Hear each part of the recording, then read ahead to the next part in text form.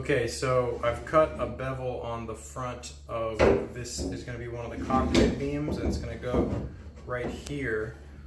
But the in-wales have sprung the shear strake out a bit. So we need to draw that in and put a drywall screw into the forward bulkhead to hold the in-wale in place.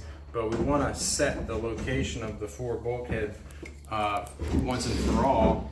And there are pen lines on the shear strake.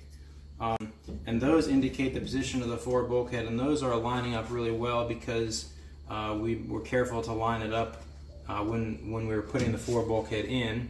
And so I'm going to do another check, which is a dimension shown in the plans from the tip of the side panel to the forward bulkhead, and I'm just using 2 sticks as a gauge, kind of like a telescope gauge here. And I'm just measuring that, and this should be 28 5/8. So then I can take a tape measure to that, and we have 28 and about 7/16, but I can't quite get it all the way to the tip. So I'm pretty happy with that number. And so now that we've double checked that, I'm gonna take a level and we're gonna check the forward bulkhead for plumb, because the tabernacle is gonna go here. The tabernacle needs to end up plumb. So you can see we've got a little bit of convexity on the front side of the bulkhead, and if I hold it down to the bottom, we are leaning back just a hair, and so the forward bulkhead needs to lean forward a hair, which looks like it actually puts it in line with the pen lines a little bit better. So there's plumb right there. So I think what that means is I'm going to use the pen lines and go ahead and fix this side, and then I'll take a diagonal measurement from the tip of the bow over to here, and I'll bring that across to that side and make it exact square to the center line of the boat. And then after we do that, we're going to start, well, after we do that, we can screw this into the forward bulkhead, and that will determine this in-wale's position this way. And then we can put this cockpit beam in and finalize its position fore and aft. Then we're going to work our way back, making sure that the hanging knees are all spaced appropriately all the way back to the bulkhead number 3, which is the companionway bulkhead. I have both sides of the in-wales now with a drywall screw. That's a 2-inch drywall screw going into the forward beam of bulkhead 1, and I used a C-clamp here, and I pulled the in-wale into the side panel because there's a fair amount of twist. So I twisted it with the clamp, and then I pushed it into the bulkhead, and I put the screw in there.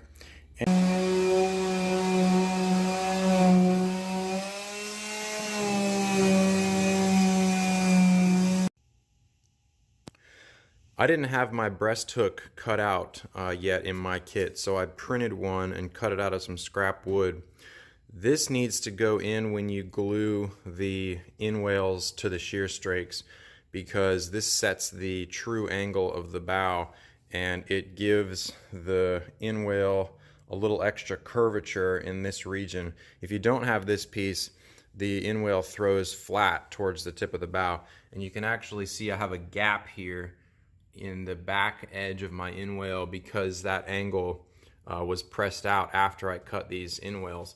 It also means that I ended up with a gap here on my beams because I cut these deck beams before I had this piece in, and so I'll have to glue a little shim in there to make up the difference.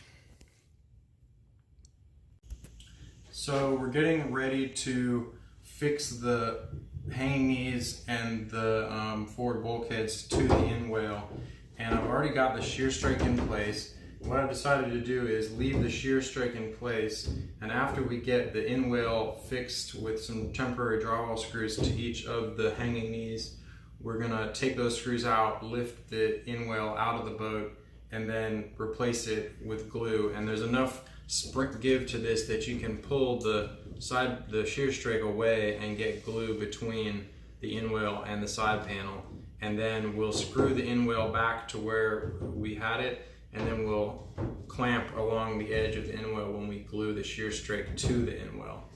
And so I wanted to also show you some of the measurements I've taken. I've cut and fit these two main cabin beams.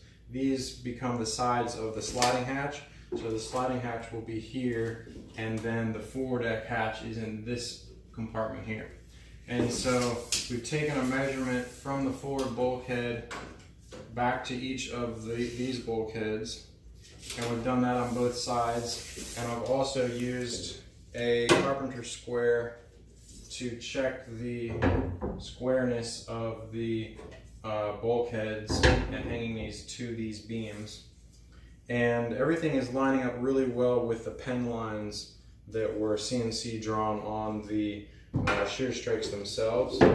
There's another check we can do, which is with part C16, which is this one, which is a CNC cut part for the combing of the sliding hatch, and it fits here between the back side of the lip for the companionway bulkhead, and it fits between that and the aft hanging knee. So we can clamp that in position, and that sets the space between these two.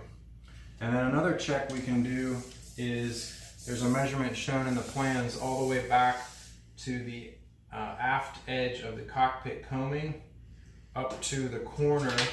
And it's hard to do with one person, but up to the corner of the companionway bulkhead right here, and it's within about 1/8 of an inch, which is totally acceptable. Also, you can see here this line is pulling inward on the inwales. That's giving, you can see it flex here when I do that. That's giving an end moment to this area to keep it from being too flat. And there's a dimension for that in the plans. It's just under 70 inches. And so we've got that set. And then finally, I noticed that the companionway bulkhead had a bit of a curve to it. So we've clamped a straight edge to the companionway bulkhead, and that really brought everything together. It made all these corners square, and so I'm pretty happy with this dry fit. So the next thing I'll do is I'll pull these inwales in. We'll put a temporary drywall screw in through the inwale, through the top of it, so it's not in the way for gluing on the shear strake. We'll do that at each of the hanging knees and bulkheads, and then we'll be ready to glue in the inwale after that, and then glue on the shear strake. Here's a quick shot of the plan sheet detailing the shear strake installation and the dimensions provided for the location of the bulkheads and the hanging knees. You can see the dimension here between forward bulkhead and the first hanging knee, and likewise the other hanging knees. And the detail here I mentioned about using C16 to space the companionway bulkhead with the aft hanging knee. And you can see a cross section here of the inwale, the various cabin beams, and the detail here of the temporary gunwale. And the next sheet shows the cabin top, and there you can see the breast hook going in there to set the angle at the bow.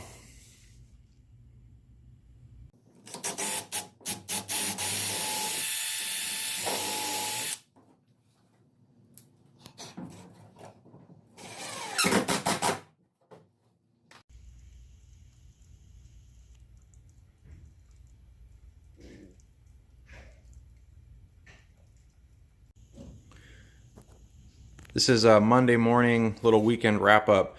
Taylor's gonna continue working on the cabin glassing. You can see yesterday, Sunday, she got all of the hanging knees fiberglass to the cabin sides, the shear strakes.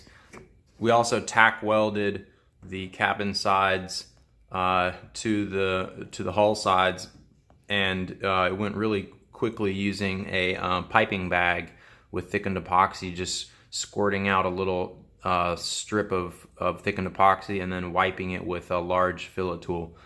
Because the angle is so shallow here, we used a wide fillet tool so that we leave a decent amount of epoxy in that joint.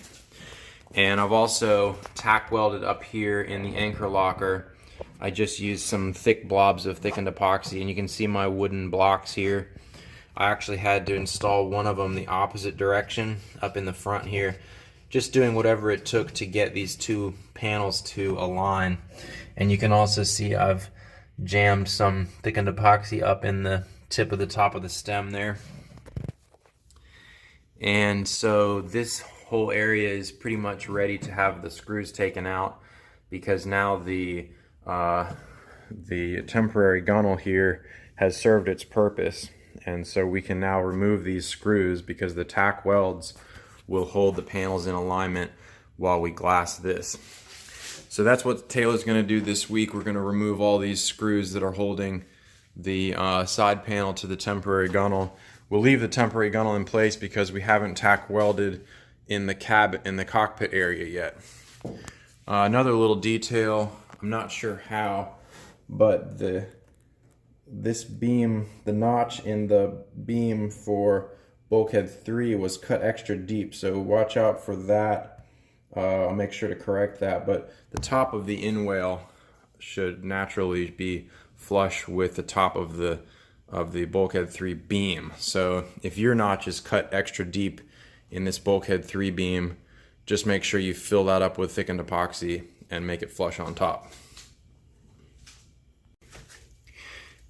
Here's a shot from inside the cabin where Taylor's been doing this glass work, and you can see we put a little fillet between the hanging knee and the inwale itself, and then Taylor's glassed up from the inwale down to the shear, and she's going to pull this peel ply off today. We'll pull these screws out, we'll clean up these tack welds, and then we're going to run another piece of glass from the fillet of the hanging knee to the fillet of the next hanging knee. So we get a piece of glass going all the way across this joint, all the way from hanging knee to hanging knee. And we've been using peel ply again on all these glass joints, and it just leaves a really nice smooth surface that with just a little bit of scraping is pretty much ready for paint. So just a little bit of cleanup here, pull that screw out, and we'll be good to go. You can see another shot here of the little fillet work around those beams.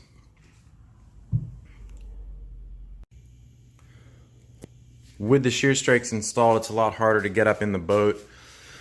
So we've put some 2x10 blocks left over from our deck project in here as a step up. And then on the outside, we're just using our regular ladder. And I put a drywall screw through the ladder into the temporary gunnel, and that really makes this ladder a lot nicer to use, because you don't have to worry about it kicking out away from you when you are trying to get in and out of the boat. I have added screws and little plywood blocks to the exterior of the shear joint, and that brings this line into fair. And I've also clamped a 3/4 by 1 inch cleat across the top of the aft part of the cockpit combing, and I've just brought it out to here and then let it splay out. The point of this is to keep the top of the cockpit combings fair, because this will eventually have a cleat glued to it, but for now we just need to get it tack welded in position. And in the plans we show two widths, one at the very stern and one 48 inches forward of the stern.